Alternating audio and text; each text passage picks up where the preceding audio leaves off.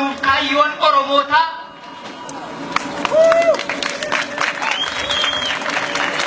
furmaata boroo jiru boroomatti dhiisanii maaliif fagoo jibbaatu yoo barnoota hin qabaanne qoraanuma qofaadhaan dheedhii namaan bilchaatu.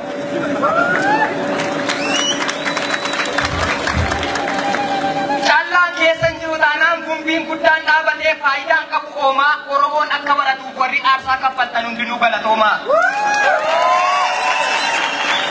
Anis lammii koo guddisuuf beeka kan qooda qabu hojjechuuf yoon humna dhabeeyyuu dubbachuuf jechan dhabu sawallaale gorseetan sabeeku moo jabeessa abdii kutannaaf nuffiin Oromoorraa fageessa jedhee dhufe ganamaan galaa koo gudunfatte ansin beeka fooliidhaan ijas yoon dunuunfatte atoo eenyu yoo jettan ani laxaadha jedhee maqaa kiyya himadha mee harka shab godhaa jaamileen na simadha.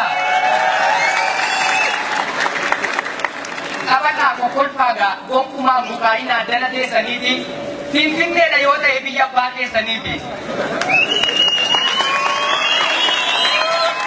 Biyya Oromoon dur wal ga'ee fuunfatu tumaa bunaa biyya qajeelaa dooyyoo kan warra tufaa mulaa yoo warra seenaati seenaa nama gaafannaa Finfinnee arra namni fooqiitti ijaaru kana dulloon itti yaafanna.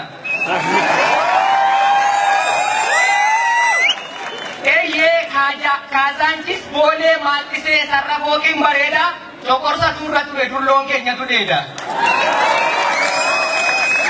Warri kulallee, warri eekaa, warri galaan, warri meeshaa abbichuu mararreedhaan wal waamu jedhanii jaalaammichuu yoo dhaba wal gaafatanii kan qaban waliin qooddatu Inxooxxoorraa gadoofanii saawwan orobaafatu. Finfinneen inni duriiga orri gabbinaa jedhee saawwan isaatti dhiphata. Finfinneen inni ammaa immoo firoowwan qoricha jedhee qaama isaatti dhiqata.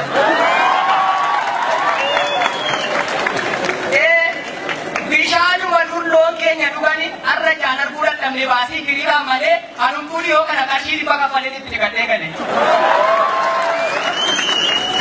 Kan dhiibbaan hin mancaasne, kan hidhaan hin mancaasne hidhata bonaaf ganna dachee biyya kanarraa dhiigaan kan mallattaa'e mallattoo seenaa qabna. Waan tan jechuu barbaade gaa yommuun dhiba taasisu taphaadhaan mukaa'inaa dachee keenya irra jirra sodaan hin barbaachisu.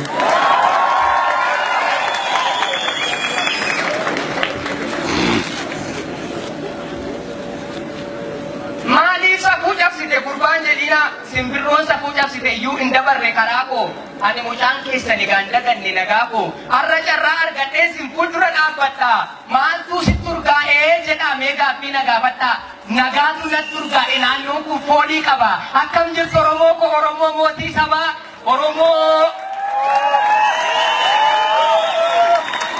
jedhee si waamee sinii ciibsadha garaa xinnaa guddaan keessanuu akkam naaf jirtu daraa ilmaan keessan burraaquu warra hangafaa qotisu balaarraa eegee rabbi siniif haa guddisu nagaa ta'a yoo nagaa taatan fuula durattuu deemtu hanga sin jaalladhu immoo durii kaastanii beektu yoo milkooftan milkaa'ee yoo jira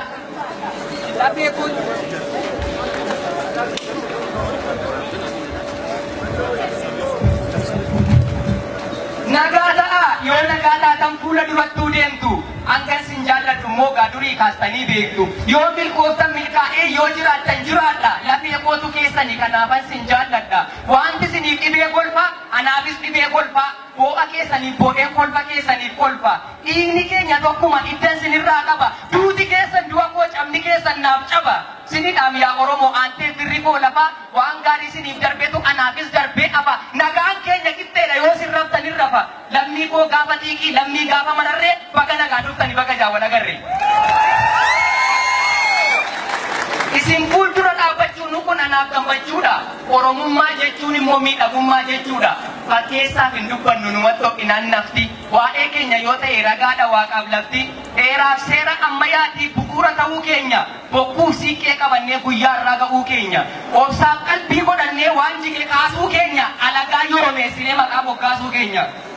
Goota atileetii qorree addunyaa raasuu keenya. Maqaaf kabaja biyyaa gaaratti baasuu keenya.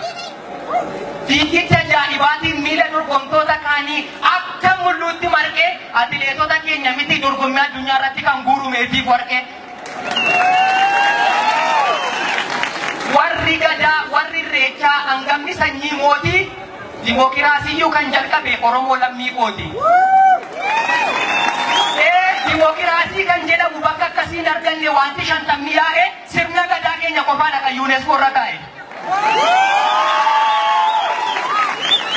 Dimokiraasiin eessatti jalqabee jennaan Giriik jechaa kan baatanii uummanni addunyaa hundumtuu har'a gudii taatanii.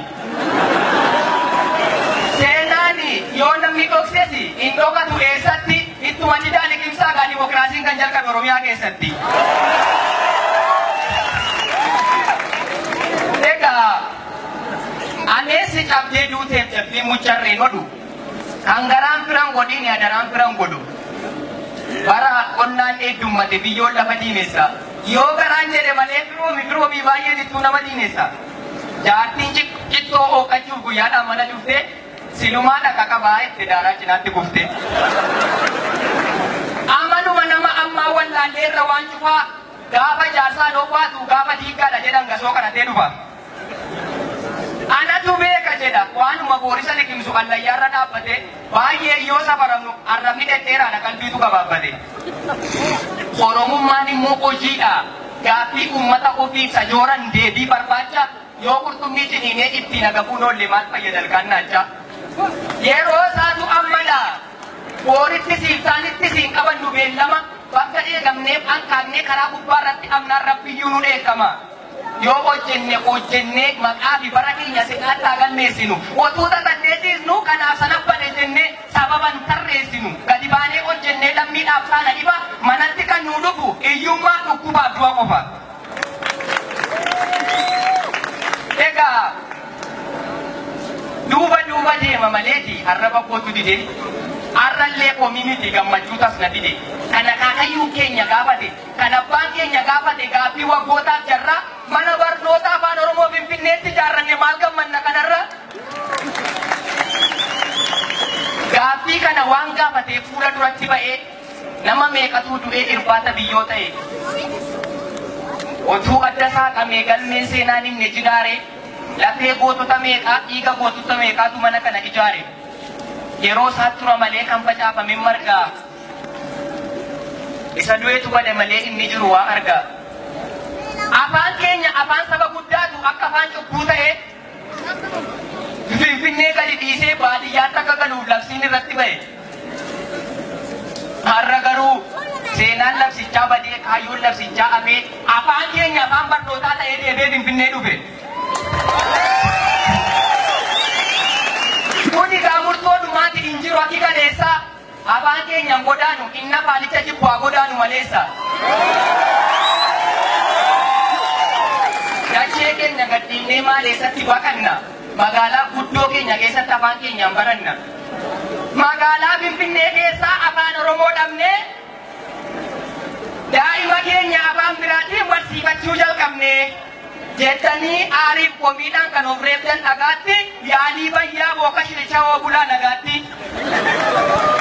Yoo sinumayyuu sobdanii sababa tarreessitu ta'een achi afaan mana barnootaatti dhibe jechuun hin jiru gaasii achi yoo barbaadan as gulallee yoo feetan gara hiekkaa eessayyuu yoo jiraattan yaaddoon hin jiru takka yoo feetan gara kolfee yoo feetan gara labuu sichi Finfinnee keessatti seenaan hiyyeessan qabu. Akka booka arfaasaa akkuma aduu birraa Finfinnee Oromoo urgooftu ijaan arguudhaaf jirra. Finfinneetti hojii hojjechuullee an baay'ee man jaalladha.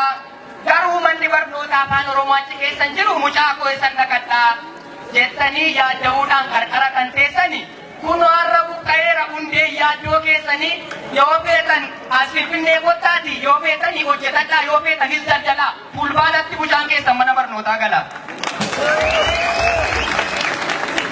Sababa barnootaatiin mucaan keessanis dhaqxee afaan hin beekne dhaqxu Abaa caadaa ishee malee minnoo mindinnoon tattu. Egaa nutis akka namaa asumatti hojjetannee otoo jijjiiruu dandeenyu sababa afaaniitiif Finfinnee keessaa baanee qarqara lafaan teenyu. Irraa baqachuu miti itti baqachuu qabna. Magaalaa guddaa keenya keessatti nus guddaa ta'uu qabna. Egaa abbootiin qabeenyaas beektonnis hundinuu wal deeggaraa hundee rakkinaaf yaaddoo hundee doofummaa fi hiyyummaa Oromiyaa irraa haraa. Otuu akkas ta'ee jettanii qabaachaa turtan irraa erga daandiin saaqame maaliif duree kanarraa tokkummaadhaan hojjennaan salphaadha maal dadhabdu tokko lama iyyuu miti mana barnootaa afaan Oromoo Finfinneetti 20 ijaaruu qabdu galatooma.